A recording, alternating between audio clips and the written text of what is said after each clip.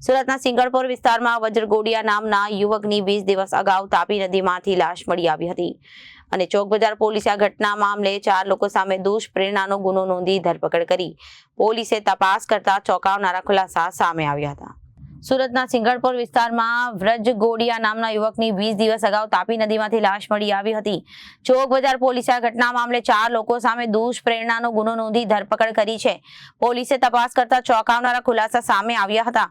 Valentine ડેના દિવસે એક યુવતી તેની પ્રેમી સાથે ભાગી ગઈ હતી। યુવતીના પરિવારજનો યુવકના મિત્રોને પકડીને માર માર્યો હતો। ત્યાં વજ્રે મોબાઈલમાં વિડીયો ઉતાર્યો હતો।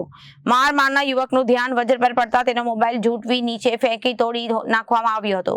આ વાતનું વજ્રને ખૂબ માઠું લાગ્યું હતું, જેથી તે બાઇક પર ઘરે પાર્ક કરી તાપી નદીમાં કૂદી ગયો હતો।